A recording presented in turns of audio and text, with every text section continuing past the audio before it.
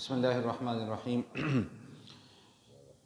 سورۃ آل عمران کے بعد قرآن کریم کی ایک اور بڑی اہم سورہ ہے سورۃ النساء۔ مضامین کے اعتبار سے اس سورت کا شمار بھی بڑی ہی اہم صورتوں میں کیا جاتا ہے۔ یہ بھی مدنی سورت ہے۔ نساء امرأتن کی جمع ہے۔ امرأتن کہتے ہیں ایک عورت کو، اور نساء بہت سی عورتیں۔ چونکہ اس سورہ مبارکہ کے اندر خواتین کے متعلق، ان کے مسائل کے متعلق کافی گفتگو کی گئی ہے، اسی مناسبت سے اس سورت کا نام سورۃ النساء رکھا گیا ہے۔ میں کوشش کروں گا کہ اس کے جو اہم مضامین ہیں نہایت اختصار کے ساتھ وہ آپ کے سامنے عرض کر دیے جائیں۔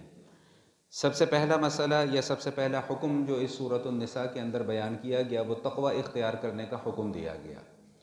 تقوی کے متعلق مختصراً یہ سمجھ لیجئے کہ تقوی صرف نیک اعمال کر لینے کا نام نہیں ہے، بلکہ تقوی اصل میں گناہوں سے بچنے کا نام ہے۔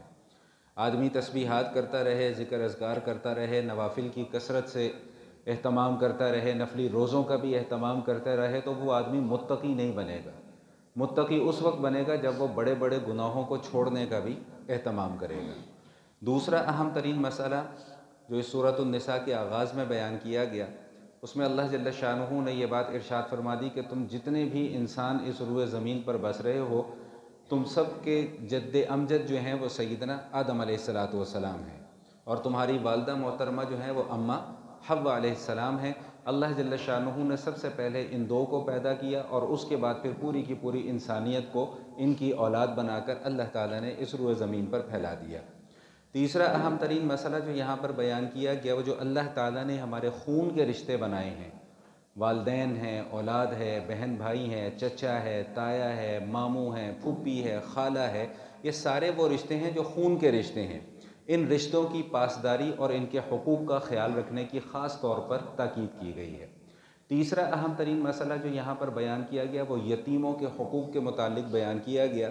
میں نہایت اختصار کے ساتھ عرض کر دوں کہ یہاں پر جو احکام بیان کیے گئے ہیں اس میں اللہ جل شانہ نے سب سے پہلے تو یہ بات ارشاد فرمائی ہے کہ اگر تمہیں کسی یتیم کی کفالت مل جاتی ہے یا اس کی پرورش کرنے کا اختیار مل جاتا ہے تو ایک بات اچھے طریقے سے اپنے ذہن میں بٹھا لو کہ یتیم کے مال کے اندر گڑبڑ مت کرنا۔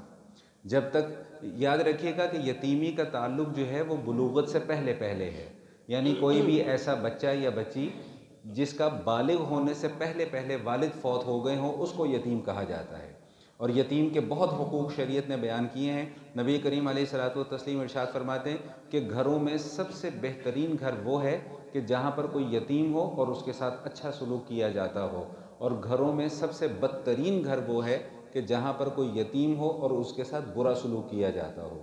ایک خاتون نبی علیہ الصلوۃ والسلام کی خدمت میں حاضر ہوئیں اور آ کر عرض کرنے لگیں کہ یا رسول اللہ، 3 بچیاں ہیں میری، ان کا باپ فوت ہو گیا، میں 3 یتیم بچیوں کی کفالت کر رہی ہوں۔ تو حضور اقدس صلی اللہ علیہ وآلہ وسلم نے ارشاد فرمایا کہ تم نے جہنم کے آگے ایک بہت بڑی باڑ لگا دی ہے، یعنی 3 یتیم بچیوں کی کفالت کرنے کی وجہ سے اللہ نے تمہیں جہنم سے بچا لیا ہے۔